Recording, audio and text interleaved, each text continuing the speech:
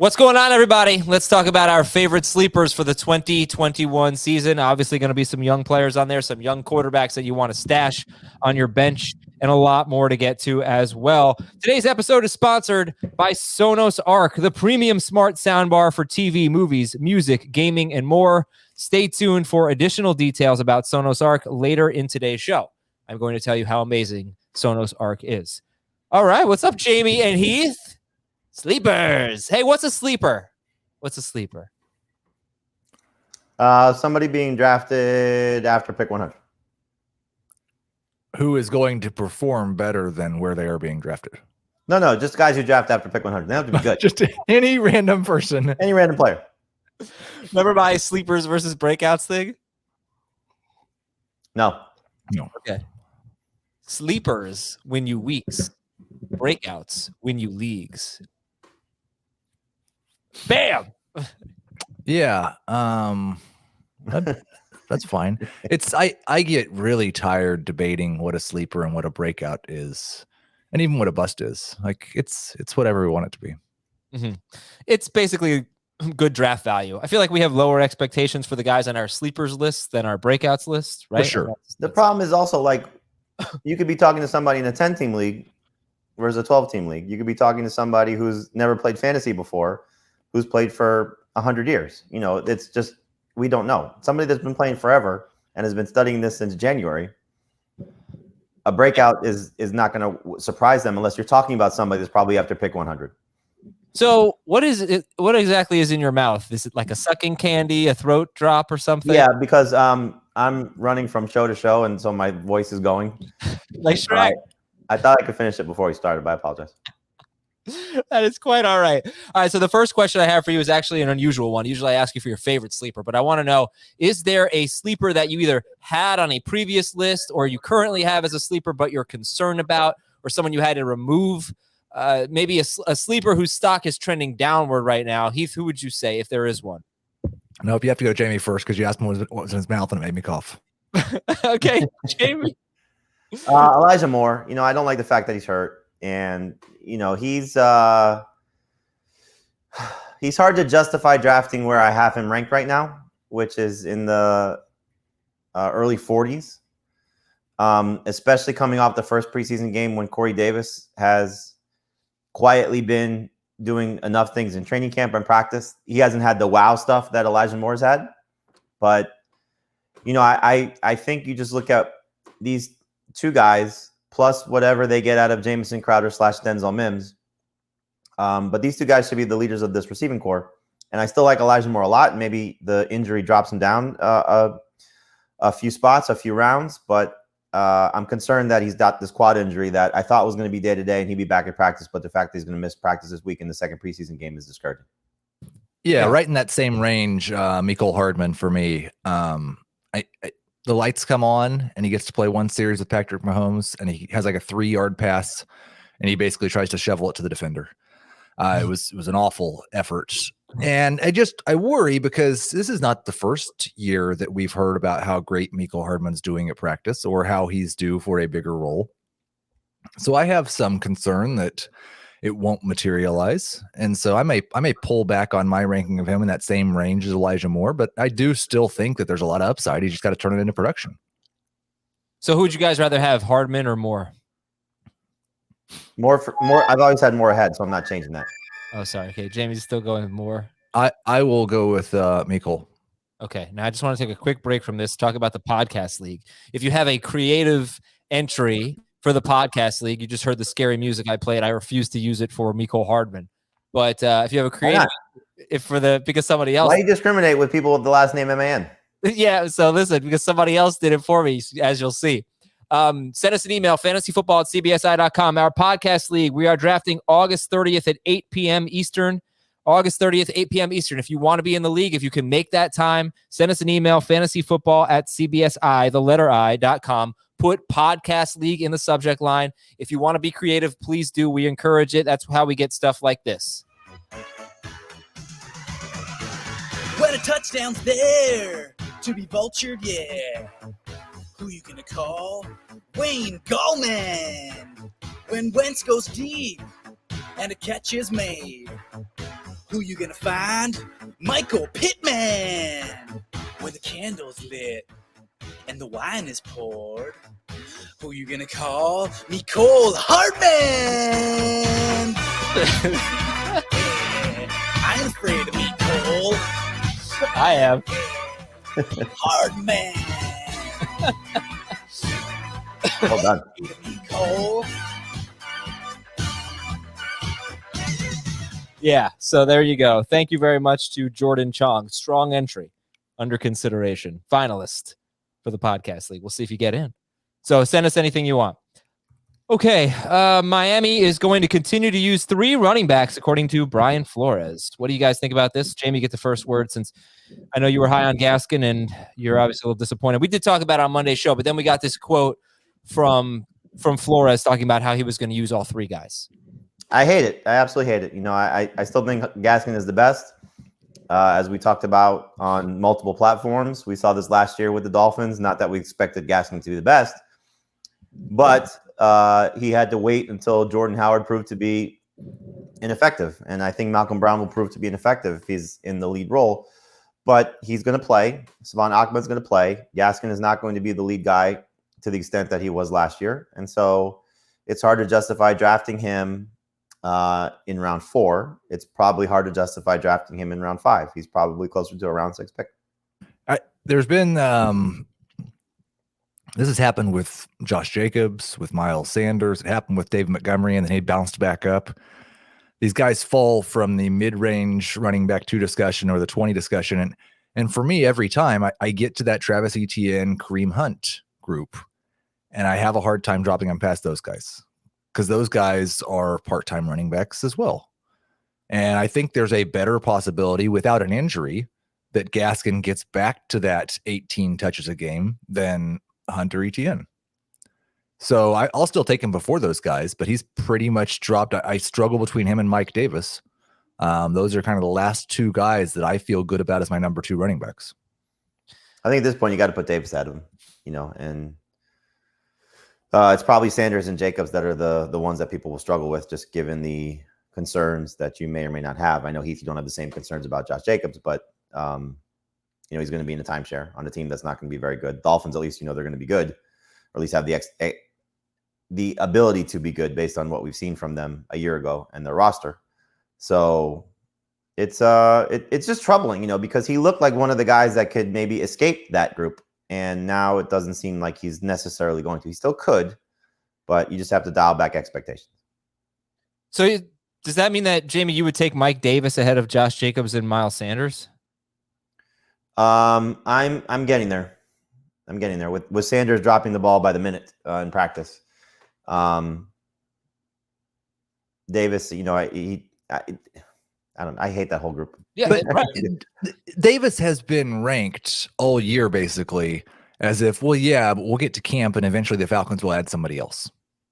If we get to week 1 and Kadri Allison, the guy who couldn't beat out Ito Smith or Brian Hill, is the number 2, like solidified, I think Davis has to be ranked a little higher than he is right now. I don't disagree with that. I just, you know, it's hard for me, and I'm sure probably for a lot of people, to get the Davis at the end of the season out of your head compared to what Davis did at the beginning of the season. Because at the beginning of the season, when Christian McCaffrey went down, Davis was fine. He was great. And then he slowly wore down. Maybe he's just not a featured back. Maybe he's not a guy that can handle the workload. We'll have to see. I think he's a very good number 2 running back. But like, I've seen Jacobs, what he could, like we all look at Jacobs and say he was bad last year. He struggled last year. I would take that knowing where I'm getting him. Heath doesn't say that. Well, I mean, but he was bad last year. I think he was. Darrell Henderson, is he at the front of this group now? Yes, he has been.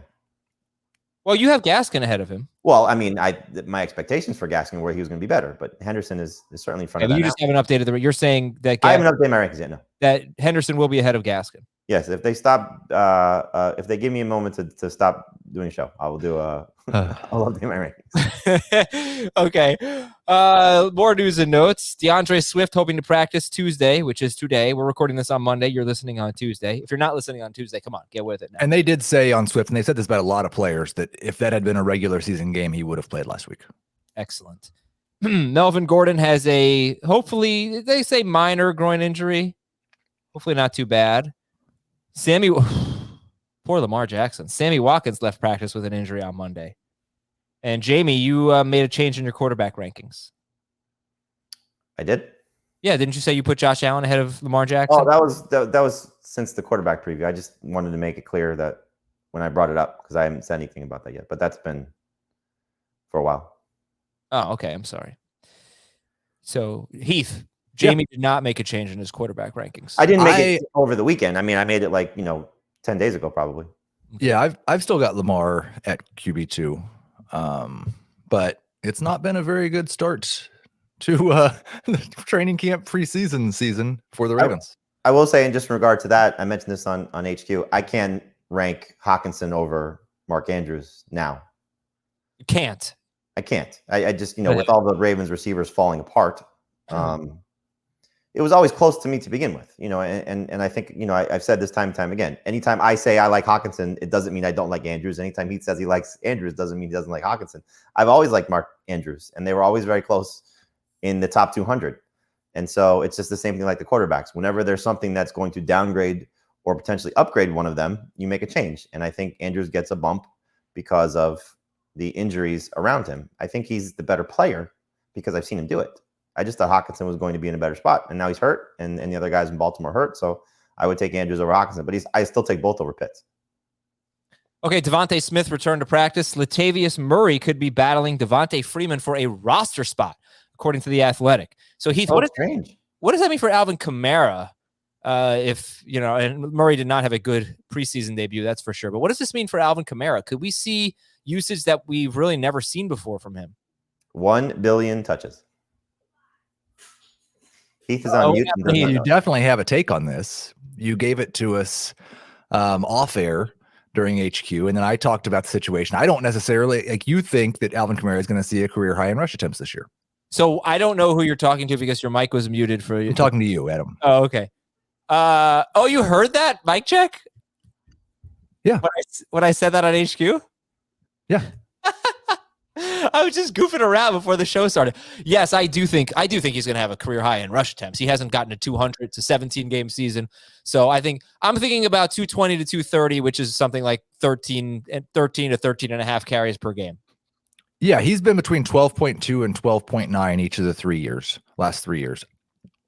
I'm not sure. If they decide Devontae Freeman's better than Latavius Murray now, I'm not so sure they wouldn't just give those touches to Latavius Murray, or maybe those carries just go to Taysom Hill and Alvin Kamara gets to keep his same number of rush attempts. I think it's the young kid, though, that they like.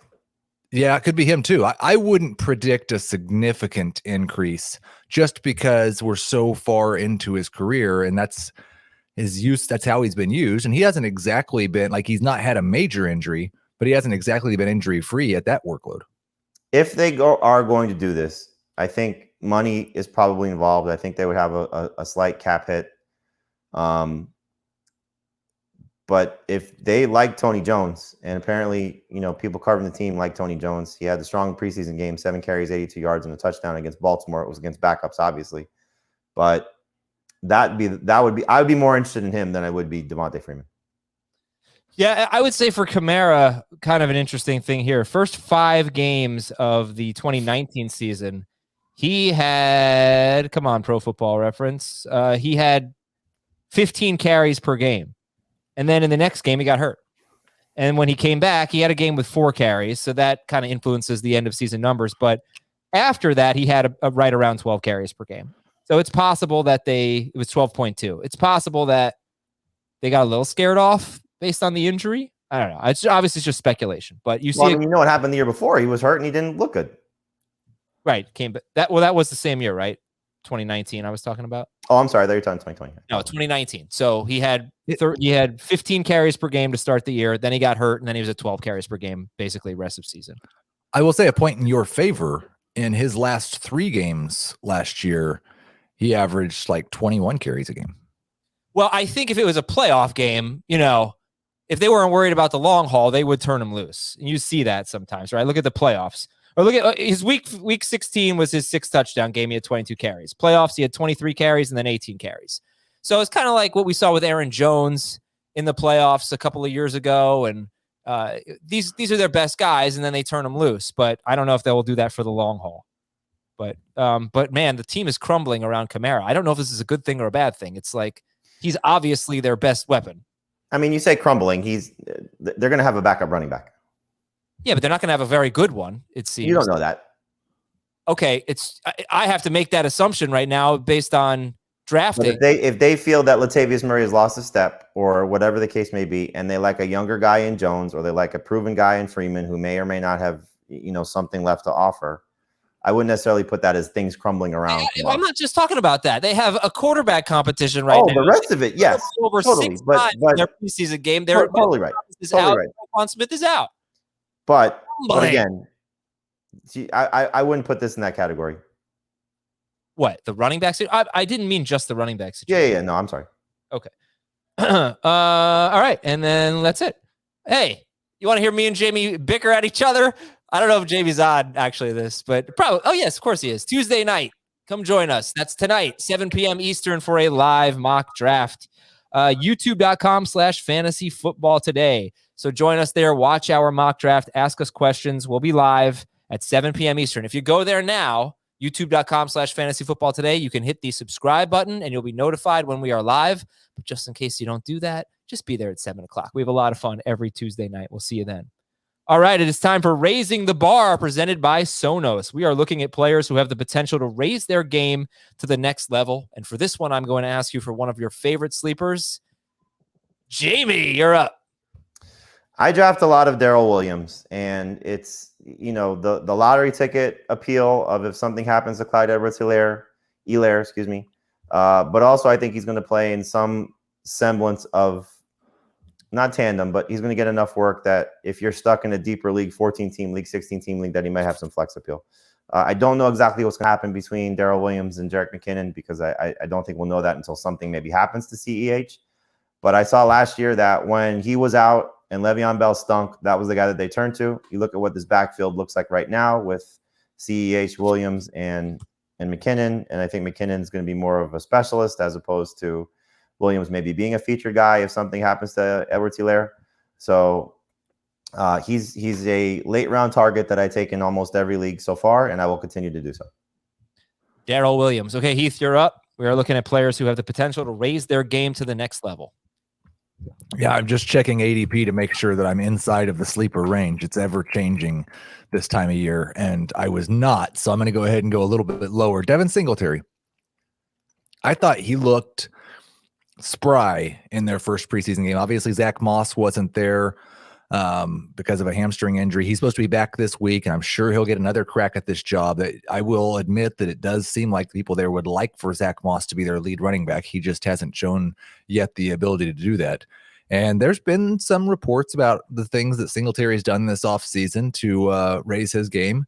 And it looked like it paid off in the first preseason game. He was quick. He had some bounce and scored a receiving touchdown. I still think he's the most likely to back to work in the passing game, even though it's not a lot of targets with Josh Allen on quarterback. He played 3 games last year without Zach Moss and delivered big time in 2 of them. He scored, I think I'm looking at a half PPR league right now, 16 points and 19 points in half PPR. And I think that would be 18 points and about 20 points in full PPR.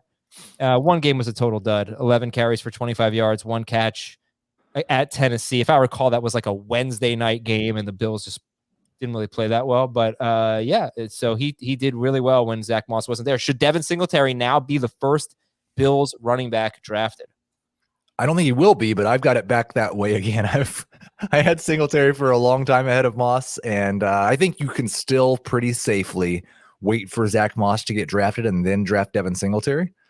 But I'm back on Singletary over Moss.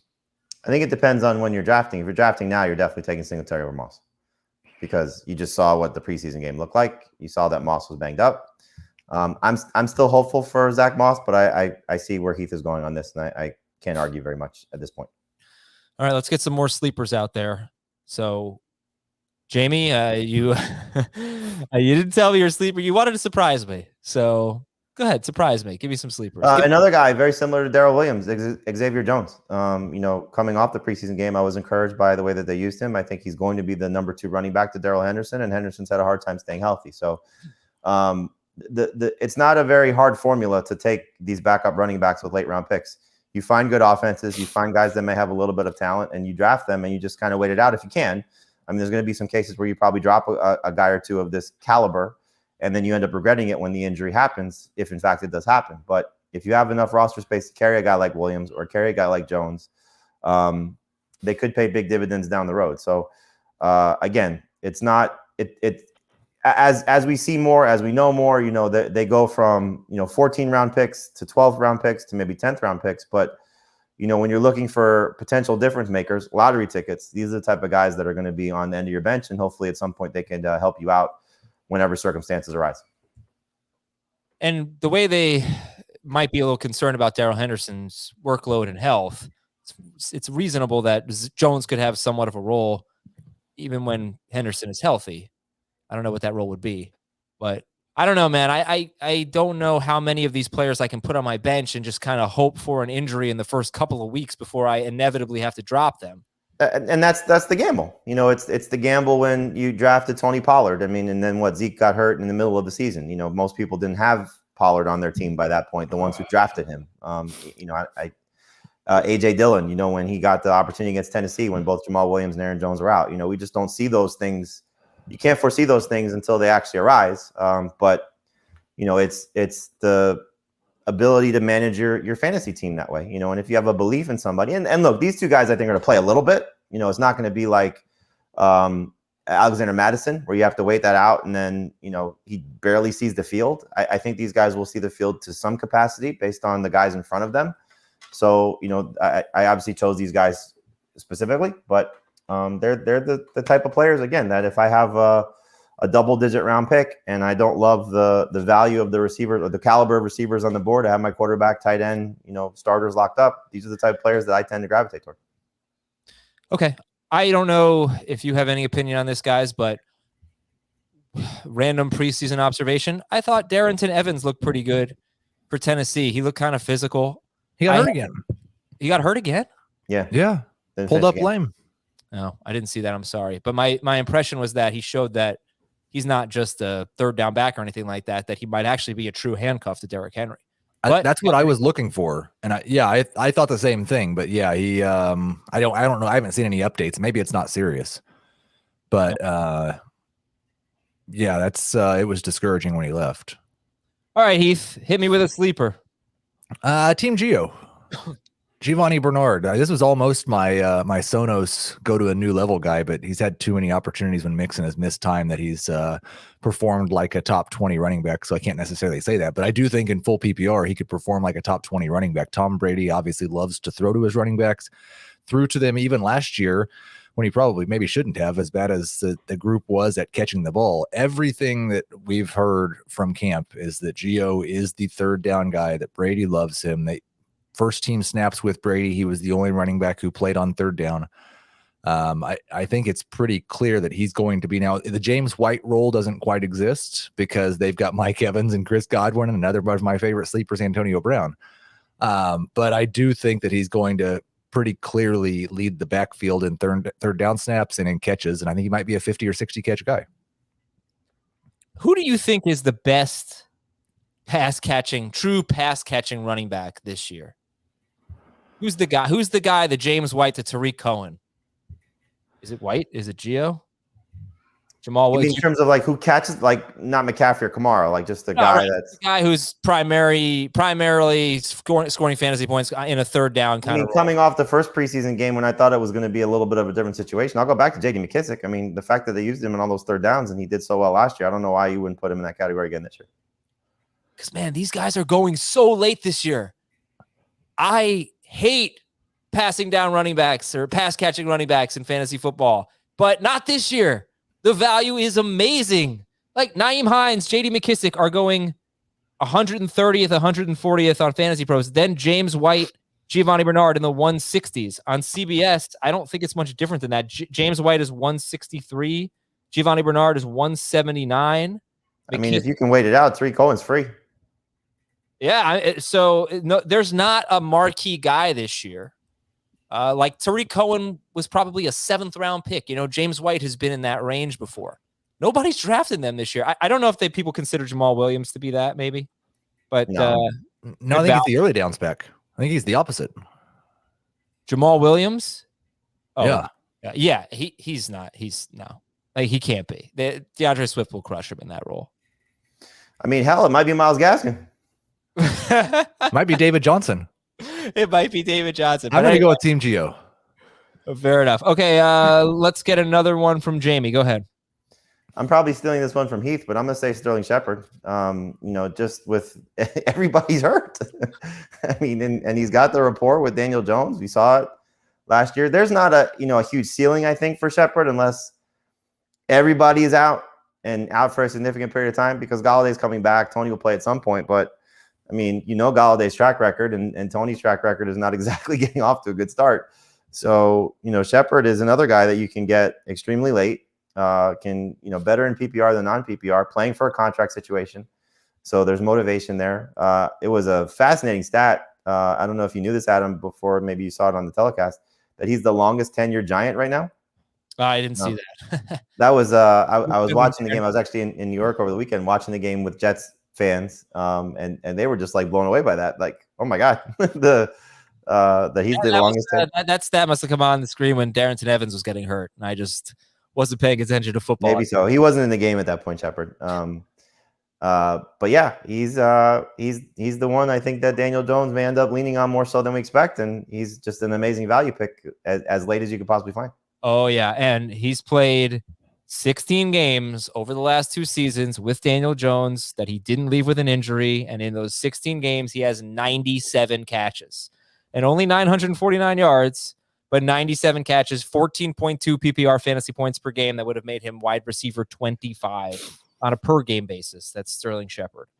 All right, we've got Xavier Jones, Sterling Shepard, Darrel Williams for Jamie. We got Devin Singletary, Giovanni Bernard, and excuse me, who's a third sleeper, Heath? Let's go Antonio Brown. And this is where people will yell at me and say the guy was the best receiver in football for half a decade. He can't be a sleeper. We'll stop letting him fall to round 10 then, or even round 9. I don't know for sure how the targets are going to be distributed in this Bucs offense, but when all 3 were there, Brown was right there with Godwin and Mike Evans in terms of targets. Didn't have quite the same production, but he was awesome at the end of the year. He has obviously pretty great rapport with Tom Brady. He was living with him. This is the new Cooper Kupp, Jared Goff thing. And I think I would much rather take Antonio Brown in round 8, 9, or 10 than take Godwin or Evans in round 4 or 5. And I just want to have a separate conversation here. Do you feel more strongly about that? Top 5 Sylvester Stallone movies? Heath, what's your top 5 Arnold list? You never got to give that. Yeah, I don't know that I ever compiled it, but Terminator 1 and 2, Commando, Kindergarten Cop, and Predator. Yeah. Now, the one that people always forget is True Lies. Would you like? And Total Recall is a popular one as well. Would you like to? I did like Total Recall. I didn't like True Lies very much. What? Now, which Terminator are you putting first, 1 or 2?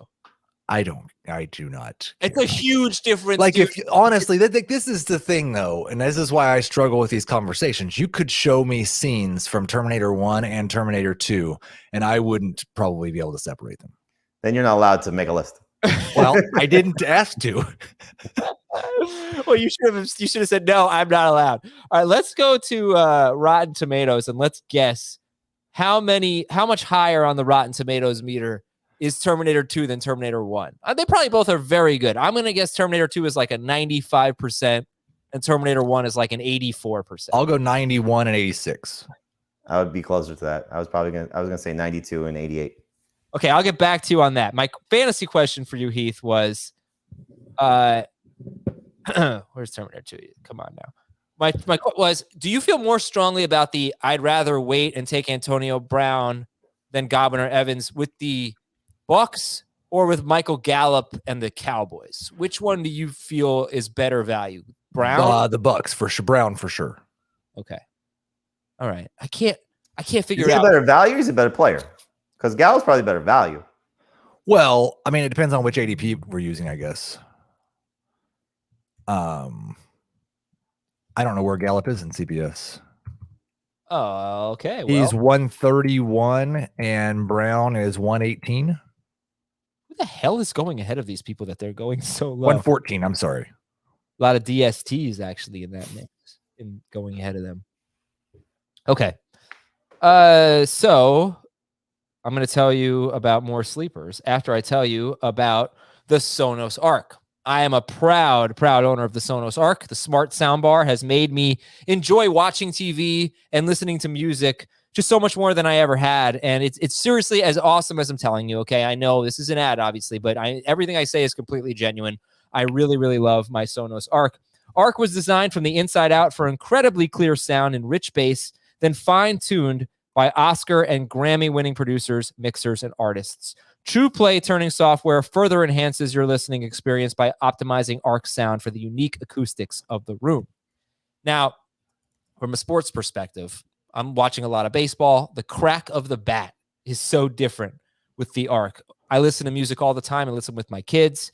We blast it. It sounds great. Sometimes you blast music, you get like a crackle. That never happens. It's just a great listening experience, and I can't wait to watch football this fall. And it's great for music, as I mentioned. The Sonos app, has radio stations. There's some great kids stations. There's rock. There's country. There's 80s. There's this and that. You get the picture. So step it up. Get the Sonos Arc. Enjoy your TV and your music as much as I do. And to learn more, go to Sonos.com. Sonos. Okay, let's see what we got here. Terminator 2. Whoa. We got an upset brewing, folks. Terminator 2, 93%. Terminator 1, 100%. 100. I need to see the audience score, because I think this is the critic score. Good old Rotten Tomatoes. Okay, audience score for Terminator 1, 89%. 94%. Oh, that's really, we were good. 94% for Terminator 2. Okay. Keith, thank you for your list. Who's up next? Jamie, you're up next. I'm going to go with a pair of old quarterbacks in Ben Roethlisberger and Ryan Fitzpatrick. You're not drafting them in one quarterback leagues, because if you're taking a second quarterback, you should be taking the upside play of Justin Fields or Trey Lance or one of those guys, or, if Trevor Lawrence is still a number 2 quarterback. But in Superflex and 2 quarterback leagues, you should put these guys on your draft list, because they're going to put up plenty of production as long as they stay healthy. Said this many, many times.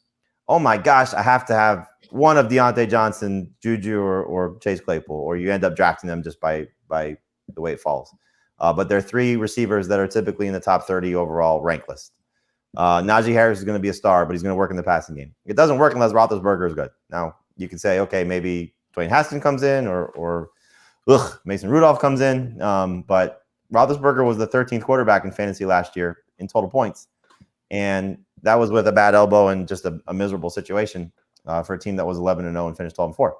But I think he's going to end up playing better than he showed us last year. And I think this offense is going to be better. And I think Roethlisberger is going to be better. Fitzpatrick, as we know, every time he gets a chance to play, at least the latter part of his career with the Dolphins, he's been better more times than not. He has, the ability to be, I think, a top 12 quarterback, given the weapons around him, the system that he plays in. Great offensive line. So, again, both guys are somewhat afterthoughts. Fitzpatrick more so than Roethlisberger, but 2 guys I think that could be difference makers. And in 1 quarterback leagues could be streaming options for you by the end of the season. And who do you like better? I like Ben better. Okay.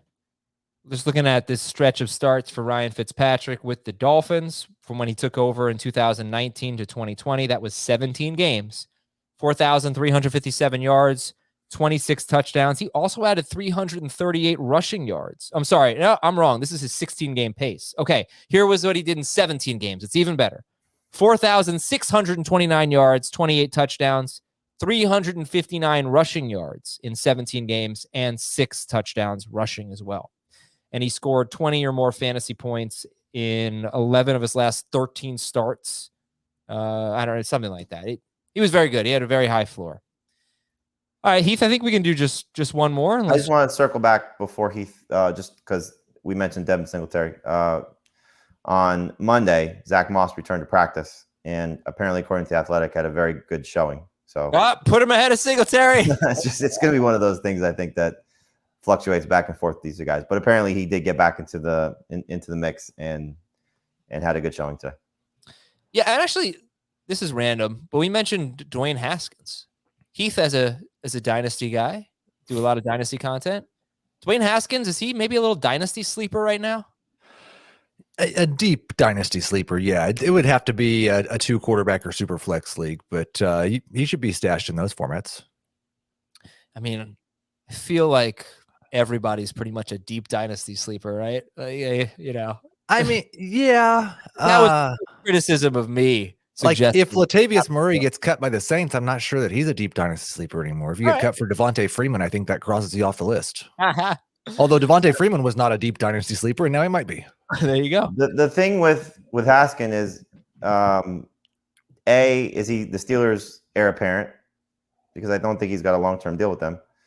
And B, is Ben done for sure after this year because they've left the door open, I think, if he plays well to maybe bring him back. I think that is enough on Dwayne Haskins. Heath, final keeper or sleeper? Yeah, I'll go with Justin Fields. And it's not just because of the great preseason game, but and I do think like what Jamie said is right. I'm a lot more excited about Fields in a 1-quarterback league than I am a 2-quarterback league because I don't know when he's going to get to play. But you just, man, with the hype he already got after one preseason game and the fact that we pretty much know Andy Dalton's going to get destroyed week 1 by the Rams, it seems like everything's lining up for Fields to start week 2 and it just be his job. And I still don't really know why he wasn't more popular. Like, I don't know why he fell all the way to the Bears. He was an extremely accurate passer who's also very, very fast and just runs people over. He's a complete stud. Why did Mahomes fall to the Chiefs? Why did Watson fall to the Texans? I mean, teams make mistakes for whatever reason. You know, I know, again, the same group of Jets fans that I was with this weekend prior to the draft, they were saying, let the Jaguars take Lawrence. We want Fields, you know, and they got Zach Wilson, who may end up be better than both those guys. But I'll tell you, I struggle with this, Heath. I know you're Fields over Lance. I don't know where you come out on this, Adam. I think both have the chance to be really good. And, you know, you saw some of the highs, obviously, you know, the 80-yard touchdown pass to Sherfield for Lance. And obviously Fields, the 5 for 33 is really what's more attractive to me than the touchdown throw. But the fact that he ran to that level. I still have Lance ranked 1 spot ahead of Fields. I think I have the rookie quarterbacks 14, 15, 16, which I hate when I see that, but that's the way I have it, you know, just based on, I think, their upside. Who's first? Lawrence? Lawrence is first. So the thing that is a little concerning for me is what will Fields look like if Allen Robinson goes down? Because then he has really nothing that's going to elevate him. Whereas Lance, this is, you know, I guess maybe I'm talking myself into keeping Lance ahead of Fields. Lance, if he loses one of his guys, there's still 2 other pretty decent options there. Now you could say Deebo Samuel, Darnell Mooney, you know, which one's better than the next in terms of an NFL player. I think Ayuk is better than both. I think Kittle is obviously better than everybody. I feel like Lance just has a little bit more around him than necessarily Fields does. Yeah, Lance does. I think the thing for me, and you mentioned it earlier, like it's been like 1 game in 500 days. No, 20 attempts in 589 days is what I heard, I think. And Justin Fields had 2 consecutive years at Ohio State as a high-level passer. Yep. And rushing for 5 to 10 touchdowns and 400 to 500 yards. Like I feel so much more comfortable that Justin Fields is going to be good. I don't know for sure that I agree that Trey Lance has a better, like a higher upside. I think they both have extremely high upsides, top 5 for both. The only thing that really separates them is I've got so much more of a sample size of Justin Fields being very, very good. Yeah, I think if Fields was in San Francisco, it's almost like a no-brainer. Right. I think you have to say, well, I'll ask you, who's more likely to start earlier? Who's likely to get on the field first? I would say Fields. I would say Fields. The only thing that I think is, you know, and I don't know how the coach is going to evaluate the first preseason game, is they allowed Lance to play with the starters in the game against the Chiefs, whereas Fields was pretty clear with the backups. Dude, Fields was really bad. early. This must be said. All of these rookie quarterbacks, Trevor Lawrence fumbled on his first snap and took 2 bad sacks too. Yeah. Yeah, he stayed in the pocket. He didn't run. He can run, but he didn't. He stayed in the pocket too long. He took a couple of sacks. He fumbled on one. Justin Fields should have thrown an interception, and then on the I don't know if it's the next play, but not long after that, he fumbled. The ball went out of bounds, I think. So he really threw an interception. He was 5 of 14. Yep. Yeah, now I think it should have been 7 of 14. There were 2 pretty bad drops by the Niners, but that's still not very good. 3 drops. One of them was an interception. Well, that would increase your percentage. And really, well, who has been okay? Kyler Murray started 16 games as a rookie. He won the Heisman Trophy, right? I think, right? He was the number 1 pick. He obviously is a hell of a rusher. He was fine as a rookie. Joe Burrow was fine. I'm talking about for fantasy. Fine as a rookie. Jalen Hurts, when you look at his 16-game pace, it's mind-blowing. But when you look at actually what happened, he had 1 great game, and that was it, basically. He had 1 okay game. Justin Herbert was awesome, but Herbert really has been the exception. So I understand the appeal and the rushing totals, but even the guys who can run the ball, like Jalen Hurts, really wasn't that good, and Kyler Murray really wasn't a difference maker as a quarterback. Are we hyping them up too much? Are we getting? I definitely, I think so. I'll go back to what I said. I don't think you should be drafting these guys as starters in 1 quarterback leagues. I think you're drafting them as backups. And it doesn't really matter. I think which quarterback you take. Like Adam, you're inclined to take 2 quarterbacks in almost every draft that we've done, no matter who you take. I didn't get a chance to comment on Chris's team on our mock draft review on Monday. Like, I hated his quarterback duo of Cam Newton and Justin Fields. Like, I don't want to draft 2 uncertainties at that position. I'd rather have at least some semblance of, and Chris said he'll pivot to Baker Mayfield. You can make a case if that's better or worse. He made a good point about Baker's schedule. The first 2 games are the Chiefs and the Texans. So very, very true. But it's like you're asking him, one, to be in maybe a shootout against the Chiefs. He's handing off against the Texans and not doing very much in that game. I don't want to trust Baker in that match. That's a good point. But in any event, Chris's theory is right. There are a lot of quarterbacks out there, so maybe take guys that you think have the most upside. If you're going to be, like his last 2 picks were Cam and Fields. Like, to me, that's gross. If those are the 2. Like, I want to pair Fields with somebody else to see what happens, because he's not most likely starting week 1 unless something changes. And then you never know. Like, we're sitting here saying, and I agree with Heath, Andy Dalton's probably going to get murdered against the Rams. But what if he doesn't? And they scheme it up, and he has a good game, comes out and plays well, and now he's starting week 2, and then they get a win, and then he's starting week 3, and it continues to snowball. We just don't know. So I think if you're approaching it with these guys, you want to have the ability to maybe make the change like you probably did with Herbert. Like, for me last year, I drafted Lamar Jackson, and I picked up Justin Herbert in one of our leagues. It might have been it wasn't the Fantasy Football Daily, but it was another league our magazine league. I ended up winning that league. Where I drafted Jackson, he struggled, and I was able to pivot certain weeks to Justin Herbert and then go back to Jackson. Like, that's the scenario I want to have with these rookie quarterbacks. I want to have a good starter and the ability to go to somebody that if I need to, or if you're in leagues that have very heavy trades, that's the kind of trade you want to make. And I just want to go back to like the last few years rookie quarterbacks.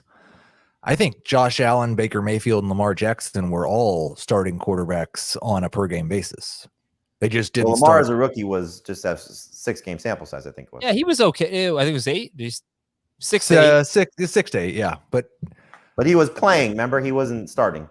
Yeah, right. Yeah, right. No, forget about that. When he first started, I understand, but they didn't blow the doors off of it. Like they wouldn't have been worth keeping on your roster that whole time. And that was the thing about Lamar Jackson. Like, even though he was rushing, he was on pace for like 1,300 rushing yards or something like that when he started as a rookie. And even with that, he was not a must-start guy.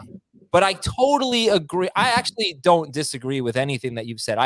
I think that Lance and Fields are tremendous guys to put on your bench because of course they could be better than the players we just mentioned.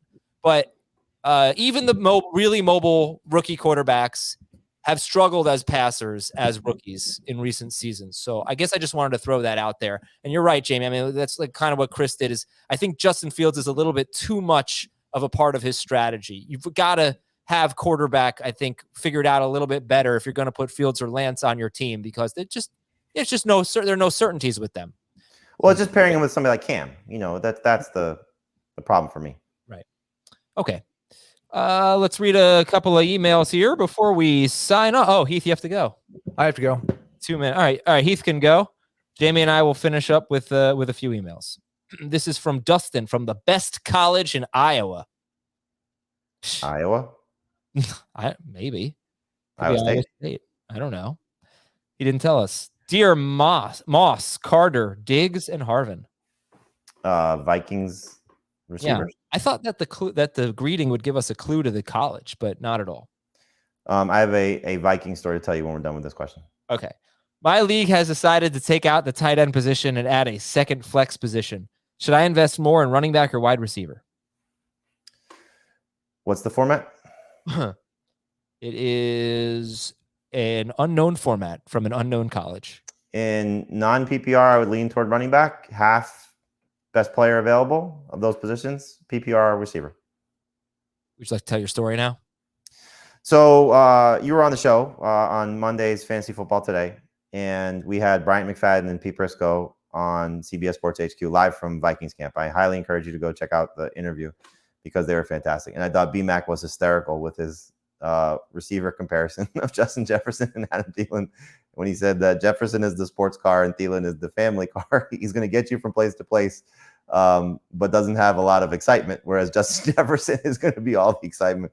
And then Pete, I thought, nailed the story home when he was like, you just called Adam Thielen the Griswold family.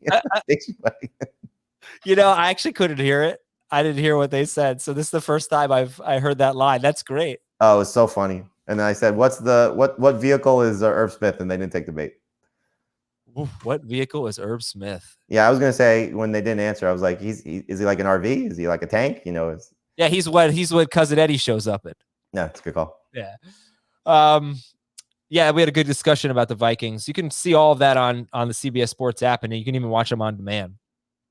Well, I didn't have the discussion about the Vikings, but Jamie did with. Well, you had the follow up when we discussed their fantasy value. Oh, right. Yeah. I mean, I thought what Pete said was great. He said that Justin Jefferson. What did he say? I don't want to put words in his mouth. He said he could be the best receiver in football, and he said he wouldn't be surprised if he's 100. I think the numbers he gave exactly were 112 catches, 1,400 plus yards, and double-digit touchdowns. If he gets 112 catches, it's going to be more than 1,400 yards. It's especially Pete has a tendency. The one thing I love about Pete is Pete will always throw out numbers. Yeah. And it's not. They don't really match up very much. But he also said Dalvin Cook could be a 2,000-yard rusher this year. Vikings. Hey, man, he must not have been watching their preseason game. None of those guys played. Okay, so here's a question here from Mark. He said he has the 9th pick, which he considers to be the Daniel Jones of draft picks. We just drew names in our non-PPR league, and I was picked last, so I was left with the 9th pick. Running backs historically go ridiculously early. I expect 10 or 11 of the first 12 picks to be running backs and close to 20 of the first 24. If these guys are taken at pick 9, McCaffrey, Cook, Henry, Kamara, Barkley, Kelsey, Zeke, and Chubb. Easy call here. What would you do at 9? He didn't say Henry, though, right? But I'm assuming he's gone. He did say Henry. Oh. Yeah. McCaffrey, Henry, Kamara, Barkley, Kelsey, Zeke, and Chubb. Aaron Jones would be the first player I'd look for. There you go. I would look at Jonathan Taylor still. I would look at Devontae Adams. Those would be the 3. By the way, if you're in a league where 20 running backs are going to go in the first 24 picks, and I think that's pretty realistic, fairly realistic in a non-PPR league, drafting 9th is not that bad. Because by the time you get back to the end of the first round, people might be taking Darrell Henderson or Myles Gaskin or something like that. You might be able to get Dobbins or Montgomery or something like that in round 2. So you're saying the first 8 picks are running backs, right? No, he had one tight end in there. No, I'm saying he's putting Kelsey in there, but if it's 20 of the first 24. Yeah, huh? I would take running backs maybe for the first 10 to 12 picks. You would not take Kelsey? No, not in a non-PPR league. Yeah. You? I would consider Kelsey at 9 still. I don't have it that way, but I would consider. I'd probably still take a running back, but it depends on who's there. All right, let me tell you just for some context where Travis Kelce has finished among wide receivers. No, that's not what I want. I want where he's finished among running backs. All right, I'll tell you that in a minute. It is in my tight end Bible. Okay. I got it, Jamie. I just have to read it to myself. So let me read the email here so I don't read all this, regurgitate this on the air. Jeff in South Jersey. Feels like a lot of analysts like Mecole Hardman as a breakout this season, but I don't understand why. Jamie and Heath have him ahead of more obvious breakouts, and I haven't checked these rankings to see if it's true, like Darnell Mooney, Henry Ruggs, and even Michael Pittman. He's never been the model of availability. And he's saying that Sammy Watkins was never the model of availability, so why are we giving Hardman points for Watkins leaving and yada, yada, yada. So Jeff is not buying Mecole Hardman. Heath kind of backed off on Mecole Hardman earlier on this show. Where do you stand on him? Yeah, same. I was hoping he would come out and have a strong first preseason game. And again, you don't want to react just to the first preseason game. He does have the opportunity to be the second receiver ahead of the group of Demarcus Robinson and Byron Pringle, but I'm going to guess there's probably a short leash. The thing that I like about Hardman is, there's enough of a sample size and small, 6 games, but it's the only 6 games that he's had 6 or more targets in his career. And he averages 14 plus PPR points in those 6 games. And that's what Watkins averaged per game during his time with the Chiefs.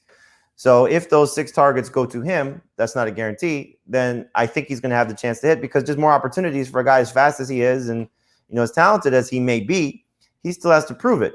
The only thing that I would agree with that is the email is he shouldn't be going ahead of some of those guys. Like, I'd rather have Mooney over him. I don't know if I have it ranked. I'll have to go back and check. Pittman is obviously tied to the Carson Wentz situation. Ruggs. I'm sorry? Ruggs. I can't trust Henry Ruggs yet, but sure, if you want to buy into the upside, I'd rather have the second receiver for the third receiver for the Chiefs than maybe the second receiver for the Raiders. Yeah, I really like Ruggs. I think he can be like Nelson Aguilar at worst last year. That could be Brian Edwards. That could be John Brown, though. It could. You're right. I'm with you. I would take the chance on Ruggs over those guys, but I'm just saying he could be like, Aguilar's role could go to those other 2 guys. Here's where Travis Kelce has finished per game in non-PPR over the last 3 seasons among running backs. In 2018, he would have been per game RB10. RB11. In 20, damn it, I'm sorry. I'm looking. Okay, here, RB16. That's what it was. There we go. Non-PPR per game finish last 3 seasons. 16th, 28th, and 10th.